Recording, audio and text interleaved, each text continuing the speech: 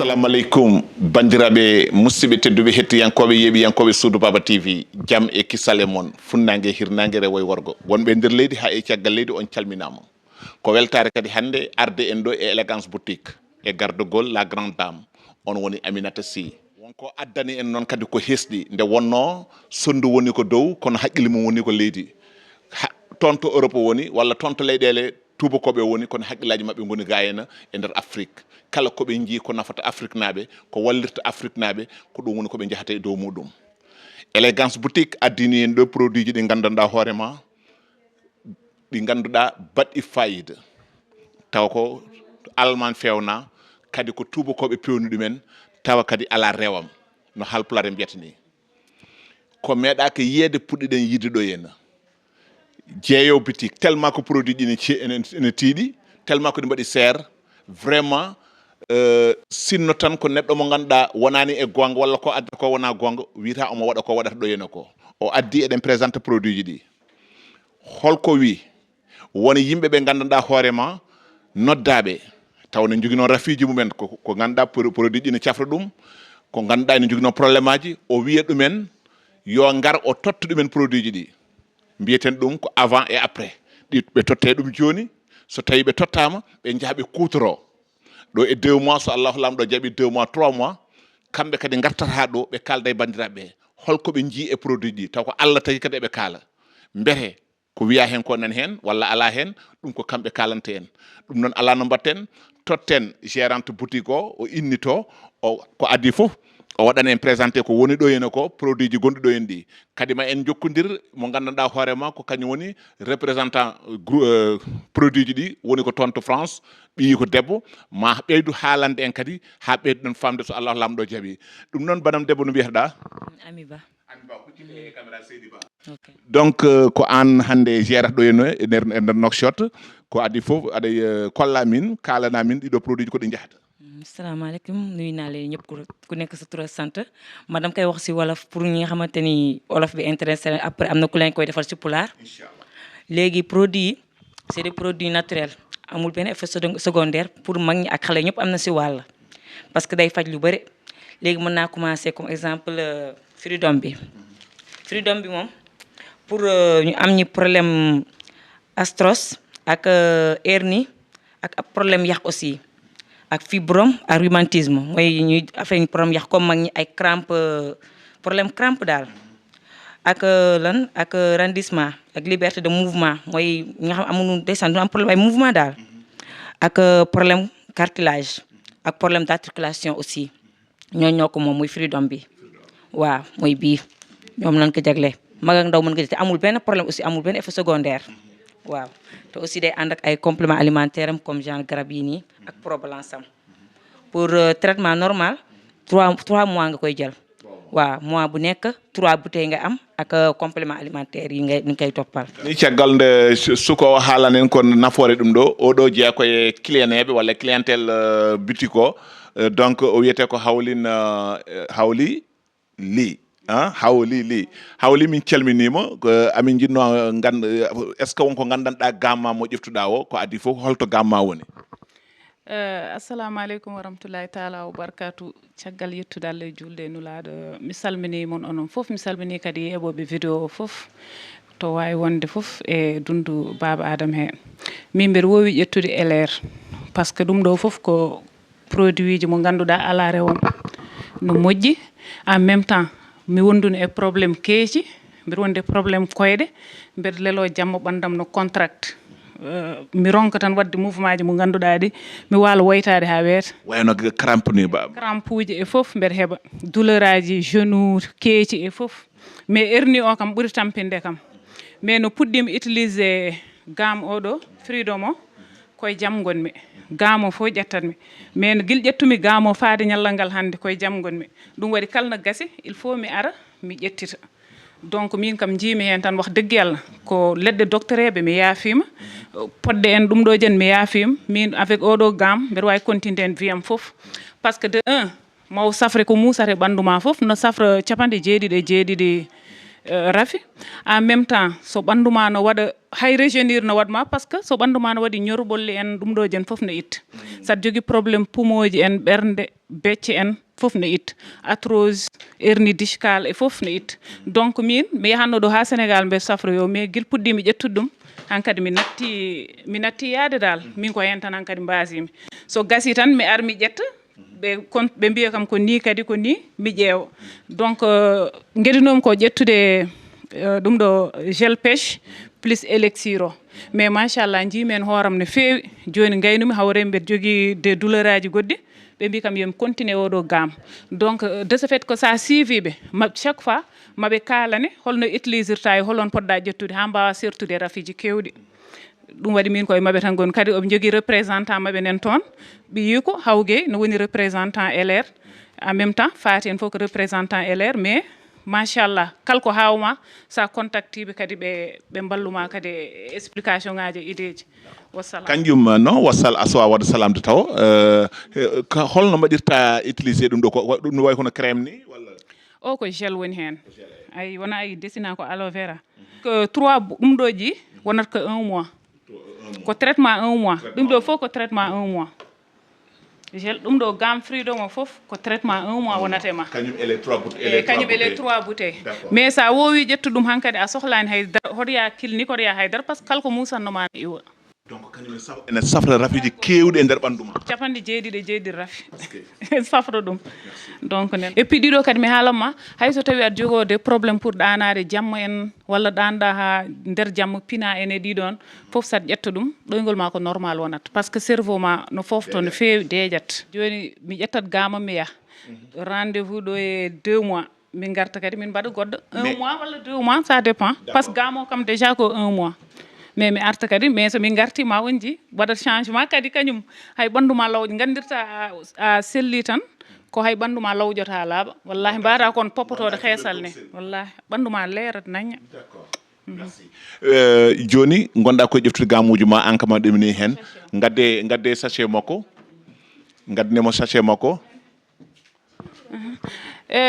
donc alhamdulillah rabbil alamin min mi heeɓi gamam élégance boutique la meilleure boutique min no gadduɗa ɗiɗo nde hankkadi min gandi min celli min natti traverse pour yaade Sénégal on est là inchallah rendez-vous dans 1 mois so Allah jaaɓi inchallah merci ɗum noon bandiraɓe en kettima la grande dame Hawly garten e goto kadi e client ɓe goto moon yo ar bisimilla mum ɗum noon madame min jiɗno ko oɗo ko garanɗo kañumne produit ji muɗum eɗen jiiɗi andude kanko e hoore makko holko wondi e ka holno ƴeftirta kadi produit ji makko e oɗo produit gonɗo yesso makko mo ƴeftato ko holɗum assalamu aleykum salmini mon kadi o ko garno pour ƴettude kanko produit makko mais minen min kanko ko diabétique min jigui produit uniquement pour diabète aussi mais mo ala diabète aussi wawi utiliser ɗum ko à base de aloe vera et pêche e kañum wawi mi wona pour diabète tan ko pour asthme et allergie e jogui ɓe probléme cholestérol et ballonnement aussi et probléme acné et aussi jogui ɓe probléme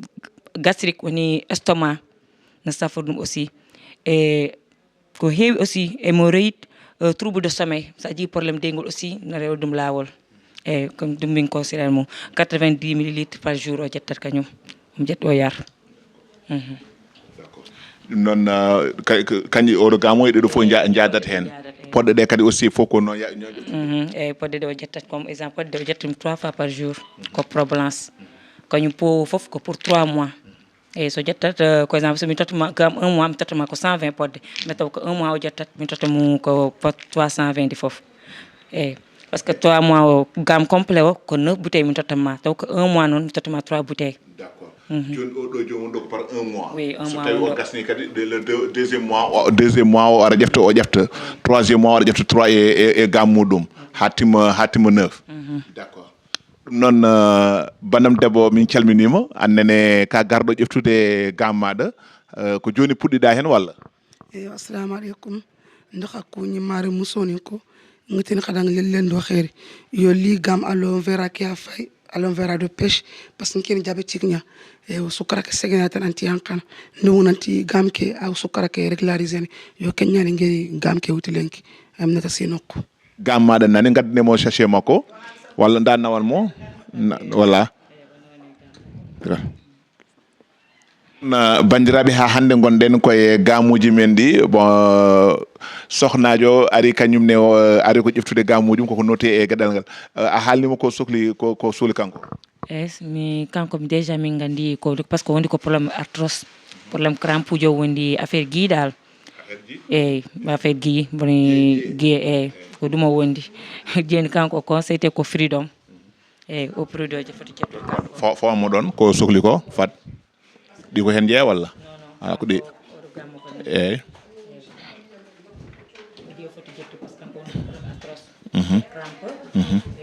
liberté de mouvement ɗi so foti ƴettu mo yiyen résultat normal eyyi ko sohli mbiɗa wattude haaldu kanko freedom o sohli freedom pour problème crampe et problème astros et problème liberté de mouvement aussi pour guide dillu normal omo yiya normal eyyi ko ɗum o foti ƴettude mi conseille mo ko freedom aussi à base d'aloe vera nen haabi a heeɗima ko ɓe kalanma ko a ari ko d'ailleurs ni hol erago notiɗa ɗo e assalamu aleykum bandiraɓe mi salminima noon fof e kuuɓal minnene komi nanɗo wonde mbiɗa wonde probléme aji ɗi ko probléme arthrose ɓandu musore ɓandu ƴakkore foof joni mi ɓooyi nande oɗo produit nafoore mum hande noon mi ari notade e erago ngo oɗo élégance boutique guddiɗɗo ɗo ene jogui produit uji cafroji ɗi e musoje e ko neɗɗo wondi foof ko wawi wondude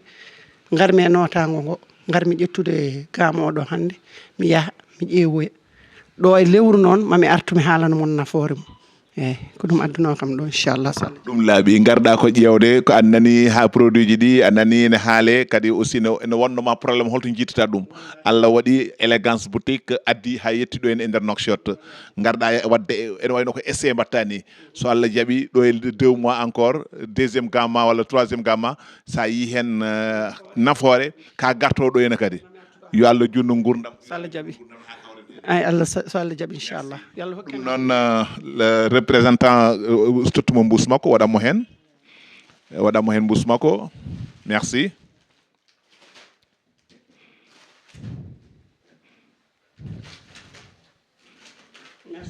merci d'accord inchallah rendez-vous dans un mois ok ɗum noon ma sœur merci en kettimo kiliyaneɓe men arɓe no mbiɗen ni élégance boutique addani en ɗo henna ko hunde wonde fayida ko nananoɗen ko heɓeteno caggal leydi walla heɓeteno toon to Sénégal ari ha ɗo e nder Nouakchott en kettimo ko bandira debbo haali ko en kettimo ko waɗa ɗo henna kon ko avant et après joni ɓe ƴefti wonɓe ganduɗa meeɗa ɗum utilisé so jeehi ɗo e 2 mois 3 mois ma gartu ɗum noon bandira debbo min jiɗno andude d'ailleurs produit ji ɗi min nani iɗi nafa no feewi kono kadi ne ɗeɓi cherde seeɗa donc eɗen jinno andude prix ji majji par gamme holno foti wonde kadi aussi jomum holno foti laabi ƴeftata ɗum kañum gamo pour 1 mois c'est 85 000 oui pour traitement normal c'est 3 mois gamuji ko 9 bouteilles wonat 3 mois non foti jette normalement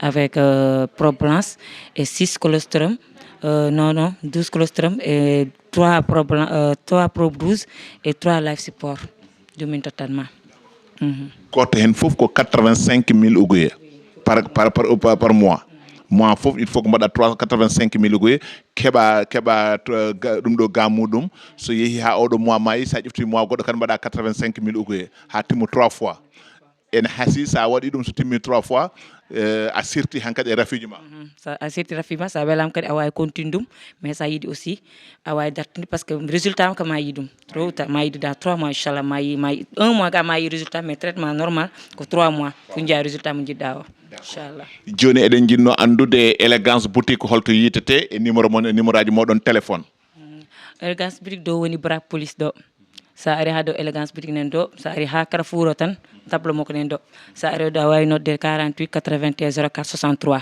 numéro télé ko sesa mbatta 48 eyyi 48 81 04 63 merci ɗum noon bandiraɓe hade men uddude émission meɗen jehen toon to caggal leydi miñiraɗo gonɗo toon walla baɗiraɗo représentant mabɓe gonɗo toon hakkude makko e tubakoɓe addoɗo produit addaro kay so yataw addoɓe ɗo produit ji ɓe o haalana en ha ɓeyduɗen kadi famde o rokka en kadi no miijoji holno waɗirte e gueɗe mbaɗe noon ɗum noon no wiyeteno kanko Hawa Gueye bisimilla ma.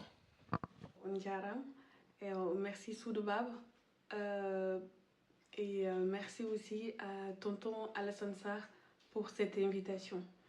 Hande John garɗen ɗo ko haalde haala entreprise ne wiye LR Health and Beauty. Avant tout mi waɗa présenté horam min mbiyetemi ko Houleysi et kandiraɗo aussi Hawa Gueye. D'accord. Et je vis en France et j'ai 33 ans. Et donc, Garmido Hand pour Halandemon, les produits comme les compléments alimentaires. Une entreprise gauche, LR Health and Beauty, qui existe maintenant depuis 40 ans.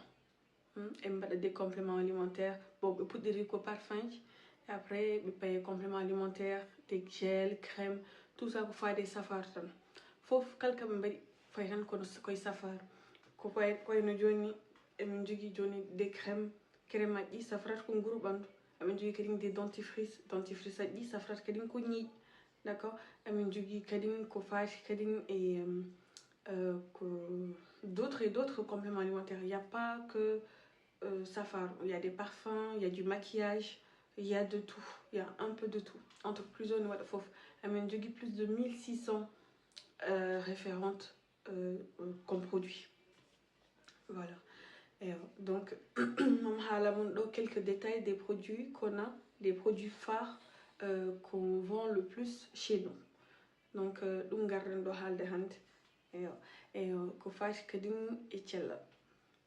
par exemple, min polyarthrite rhumatoïde. À la fois, pour ça, mais donc, une solution à mes problèmes. Mais grâce à Dieu et grâce à ces compléments alimentaires, mi wawi dañde hen jaam mi wawi yade haaju jaam machallah alhamdulillah e wadde ko jimmi fof alhamdulillah. Donc hande noon mom haala mon c'est quoi comme produit pour quelle pathologie. Le jeune mi haala mon non mi non présente mon en premier c'est le gel qui m'a sauvé. Donc ko gel biceɗo gel aloe vera freedom. Odo gel ko pour jeune yimɓe wonduɓe sciatique, lombalgie, hernie discale, polyarthrite rhumatoïde comme no minni, wala wonduɓe problème de arthrose, quel problème de mobilité, quel ganda on yalma mosat, wala ka mennoɗe helde et puis ha joni jogui des douleurs, des choses comme ça, fof ko odo gel hokkatma vraiment de retrouver ta mobilité, d'accord, de retrouver la mobilité, de la force, de l'énergie. Vraiment, Odo Gel, il est vraiment efficace. Efficace. Mine, franchement, à la fois comme SCN, j'ai que des calmants pour juste calmer les douleurs, mais avec ça, ça aide à retrouver vraiment la mobilité, à aller beaucoup mieux. Voilà. Et puis, quand il y a 12 noix, fort de ni, faut aussi. Parce que là, nous avons pas on joutirta hende hokkata ma kadi ko caɗele goɗɗe d'autres maladies ko wayno joni déclenche joni comme no diabète ni walla déclenchement goɗɗum e goɗɗum poɗɗe eɗen cafroro poɗɗe kono poɗɗe ɗe moƴƴani. C'est mieux les compléments alimentaires tant que c'est du naturel. Odo joni c'est 100% naturel. Il y a de l'aloe vera. Odo joni wadi joni ko 80 celui-là il y a 88% de gel aloe vera avec des extraits de plantes, voilà. Mais il est vraiment efficace pour tout type de problème de mobilité. Ça fonctionne. Voilà. Après, je vais vous dire et aujourd'hui, et gel bité Sivera. Odo gel, pour arthrose, hypertension, rétention d'eau, problème de circulation sanguine. Voilà, tawjum ko neɗɗo meɗɗo wadde AVC joni so hokkama oɗo et so mélange na hen avec oɗo joni ma wallu ɗum à retrouver vraiment sa mobilité, walla ɗum d'habitude vraiment cellal donc gonɗuno joni AVC donc oɗo gel pour yimɓe kadi wonduɓe ménopause walla yimɓe wonduɓe e problème de chute de cheveux taw sukun manisama ɗum ɗon foof ko oɗo gel hokkata on solution onon probléme eyo ɗo joni wonmo présenté le gel à boire miel oɗo gel à boire ko pour yimɓe wonduɓe e problème de ballonnement, constipation, hémorroïdes, gastrite, problème de remontée gastrique, le problème d'asthme, d'allergie, de hémorroïdes, donc tout type de problème de digestion qu'on a gel à boire. Et c'est vraiment efficace. J'ai un client qui devait même se faire opérer de l'hémorroïde et avec ce gel pour éviter qu'il y ait d'opération grâce à ce gel là, machallah. Et après, il y a un gel, à pas de gel à boire miel, mais il y a des diabètes qu'on me propose pour stabiliser le taux de glycémie qu'on a dans le sang. D'accord? Et pour allergie, asthme, ballonnement, constipation, hémorroïdes, gastrite. Voilà, si tu veux perdre un peu de poids, aussi ça aide au métabolisme à perdre du poids. Voilà, merci mon kadim odogel parce que odogel sauve yimbe hewbe parce que on faut même wad opération du cervic quoi, des cervicaux. O jitti odogel o haytini ga hay wad opération parce que on a des nécessaire de faire l'opération. Il y en a même d'autres. Faut opérer de hernie discale. Et avec ce gel, ça leur a aidé à aller mieux, à éviter les opérations. D'accord? Voilà, en tout cas, moi, ça m'a vraiment beaucoup aidé, ça m'a soulagé, ça m'a vraiment sauvé la vie. Mashallah et alhamdulillah. Donc, il donne gelu john, me étirte. Donc, gelu john, ça dit, avec tout gelu ibur. Ça dit qu'il y a d'autres compléments alimentaires qui accompagnent les gels. Koraino, Kowite john, la Health Mission. Une mission santé.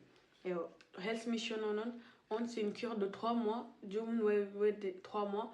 Ou ça y dit, pour soit de 3 mois, elle va être par 1 mois. D'accord? Et Health Mission, Pro-Balance. Pro-Balance, c'est pour équilibrer le taux d'acidité qu'on a dans le corps. Et après, c'est un pays et colostrum.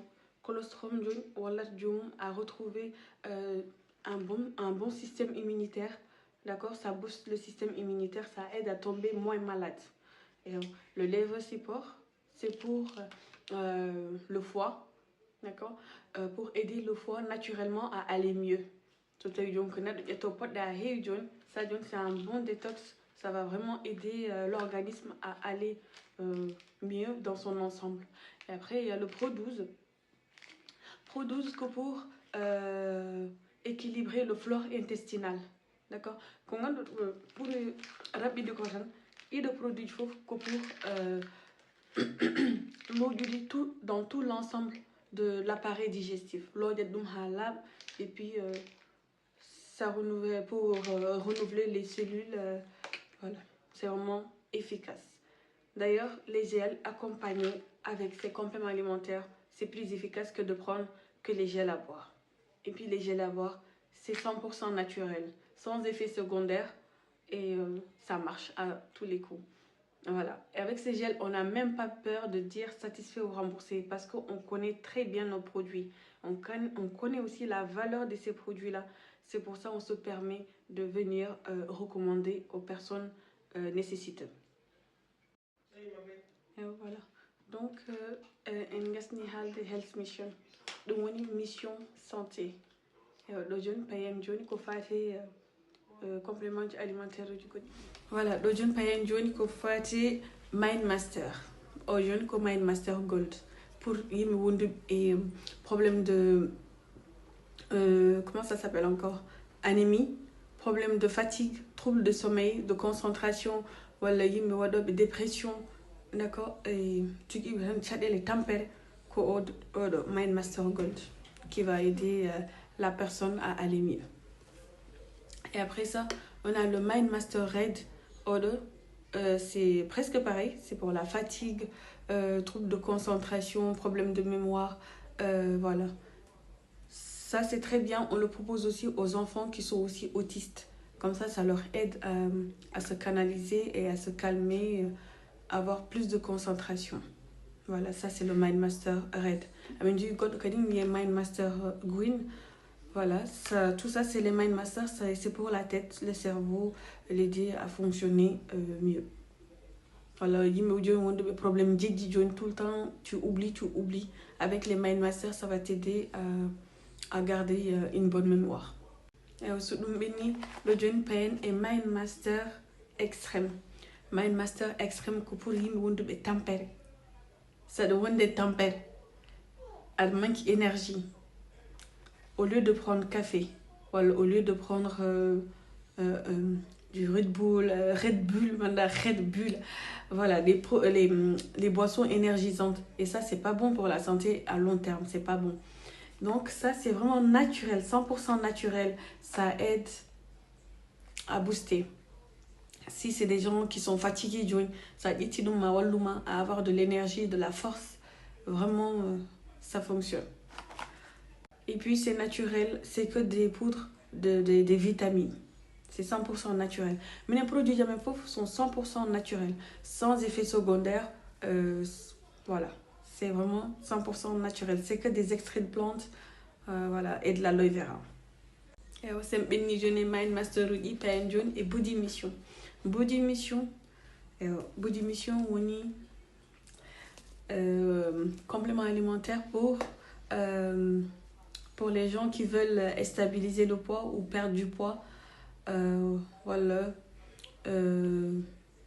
perdre du ventre, comme vous voulez l'appeler. Voilà. Donc, ça aide, c'est un rééquilibrage alimentaire. Ça va t'aider à réapprendre à manger correctement et sainement.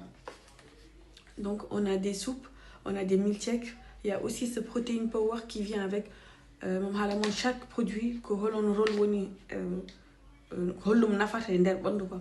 Et après on a un thé et il y a aussi ProBalance aussi qui vient avec. Voilà, donc il y a des soupes et il y a les milkshakes. Les soupes, on a donne que soupe curry, on donne que milkshake vanille. Si tu préfères le salé, il y en a. Si tu préfères les milkshakes, c'est sucré aussi, il y en a. Faut que fonctionne. Il y a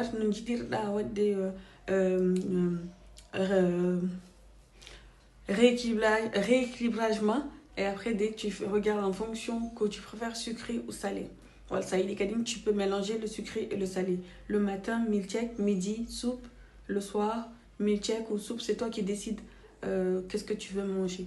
Mais en premier temps, si tu veux vraiment perdre du poids, il faut remplacer les 3 repas par les fugatifs, oui, les compléments alimentaires. Pendant une semaine, tu fais la phase d'attaque. Et tu fais la phase d'attaque, tu peux perdre jusqu'à 5 kilos, ou 2 kilos, 3 kilos, ça dépend de chaque personne, à son métabolisme aussi, comment il perd du poids. Voilà.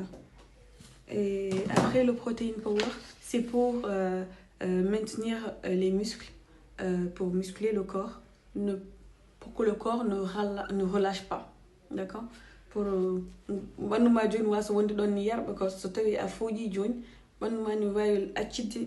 alors que le protein power, ça va jouer ce rôle-là. Après, il y a un thé détox pour éliminer tout ce qui est toxine, tout ce qui est mauvais. Voilà. Ça sort par les pipis. Il n'y a pas de diarrhée, c'est juste tu vas faire beaucoup pipi, mais il faut boire beaucoup d'eau et boire minimum 3 tasses de thé. Et si tu veux plus, tu peux boire plus, hein, mais minimum des 3 tasses de thé, accompagner ces repas-là. Et boire beaucoup d'eau pour perdre tout ce qui est mauvais dans le corps. Et ProBalance aussi, parce que ça permet d'équilibrer le taux d'acidité qu'on a dans le corps. Et ça accompagne la body mission. Voilà, un cali body mission. Et une gamme aussi ventre plat pour les gens qui veulent perdre du ventre on propose le gel à boire pêche avec Pro Balance, non pas cette fois-là, le gel pêche avec le thé Herbal Fasting et une crème à appliquer, une crème chauffante à appliquer sur les parties que la personne veut perdre. Et c'est un pari dans fouf, payen jaune et élixir 51. Alors là, c'est vraiment le produit phare de l'entreprise. Quel gandou LR ni un élixir. Et élixir, il y en a pour les hommes, il y en a pour les femmes. Les femmes, oui. Les hommes, bien évidemment, donc comme shot. Mais les femmes, ça s'appelle élixir. Élixir pour une fois élixir.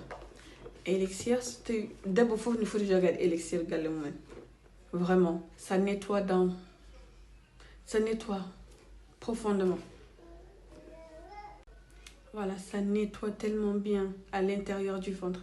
Alors, des fois, il y a des problèmes d'acné. Tout ça, c'est des problèmes qui se trouvent à l'intérieur. Donc, il faut vraiment soigner à l'intérieur pour que ça se reflète l'extérieur. D'accord? Et essaye de trouver ça y est, il faut vraiment faire un nettoyage de l'intérieur. Le nettoyage se fait avec l'élixir. L'élixir, ça va permettre de nettoyer le ventre. Ça élimine tout ce qui est mauvais. D'accord? C'est bon pour les fibromes, ni problème d'acné, ni les règles douloureuses. Voilà, qui ont des problèmes de règles. Pendant un mois, ça règle les règles. D'accord? Ça règle les règles à fonctionner correctement. Ça aide vraiment. Et pour les gens qui ont les ongles qui se cassent, c'est-à-dire tout le temps, tout ça, c'est dans ce produit-là. Avec de la fatigue, tout le temps aussi, c'est aussi élixir. Tempère, chute de cheveux, les ongles qui se cassent, problème de fibrome, problème de règles douloureuses, vraiment manque d'éclat. Tu veux rajeunir, vraiment, faut venir chercher l'élixir. Tu vas rajeunir, avoir de l'éclat, devenir encore plus belle et avoir des cheveux, des ongles, plus de problèmes de fibrome, plus de problèmes de règles douloureuses. Et les règles sont vraiment parfaitement réglées. Voilà. Et chez les hommes, on a les men shots. Men shots, parce que ça permet de faire la prévention prostatienne, tout type de problème qui peut arriver chez les hommes. D'accord? Et problème de fertilité aussi, ça aide beaucoup. L'élixir, ça aide. Parce que nos fibromes, des fois, c'est ça aussi qui bouge tout, qui bloque tout. Voilà. Avec l'élixir, ça permet de nettoyer, de sortir toutes ces mauvaises choses dans le corps. Et c'est un bon produit pour les hommes. Mais c'est vraiment un produit qui est efficace pour les hommes.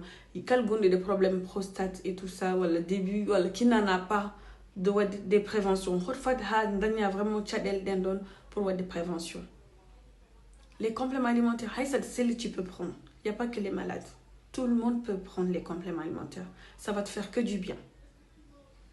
Et pour les hommes, vraiment, je vous encourage à prendre.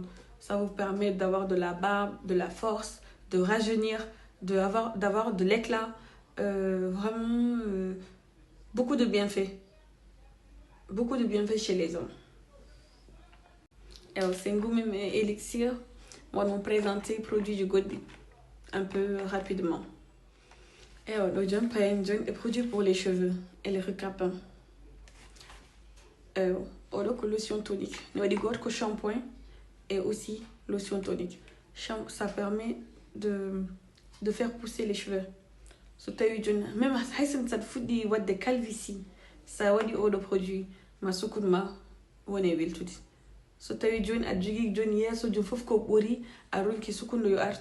Avec ce produit-là, ça va permettre de faire repousser les cheveux. Et je vais vous présenter les parfums. Parfums, ça c'est des échantillons de parfums.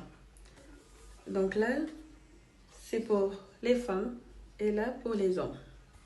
Et ça sent super bon. Il ouvre tellement. Et ce c'est un pays d'Ogayen. Ça s'appelle l'élixir Gonugali. C'est des parfums de luxe qui coûtent super cher, mais qui sont très bons. Et voilà, ça c'est nos parfums. Voilà. Et après, je vais vous présenter nos produits de beauté sel. Voilà, donc on a le fond de teint qui vient de chez LR. Donc ça, c'est des produits haut de gamme et haute qualité aussi. Au fond de teint jaune, on a un fond de teint rang comme ça. C'est un fond de teint qui va venir soigner ta peau. Ça ferait son gourmand, ce taille, alors j'ai un problème tchadibien et tout ça. Nous voilà, allergie à des fonds de teint au jaune, c'est anti-allergique. Voilà. Même les parfums, c'est des parfums qui ne donnent pas de l'allergie. Parce qu'il y en a, ils me disent allergie aux parfums, mais ces parfums-là, à une allergie en tout cas. Et le jaune, c'est le blush. Blush au nom connu, oui. Et c'est très joli. On a beaucoup de choses. Il n'y a pas que des compléments alimentaires. Et il faut être une body mission, mais il faut préciser. Body mission, alors ça dépend de chaque personne, les kilos qu'elle veut perdre. Si tu as comme 5 kilos, voilà, tu m'as conseillé 5 kilos, etc. Si tu as comme 10 kilos, combien de produits tu dois prendre? Ça veut comme 20, 30. Donc il faut voir combien de kilos tu veux perdre et en fonction de ça, nous, on te conseille. Et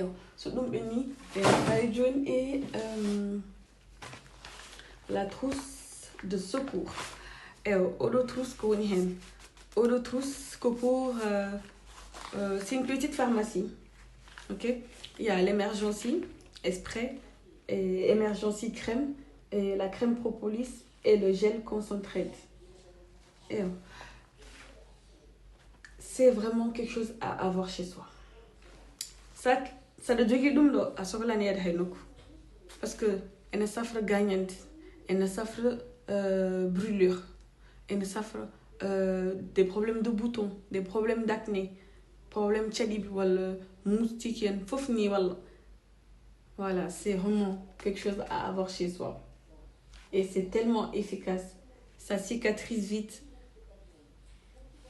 Merveilleux. Voilà, donc mes présentement un peu les produits phares.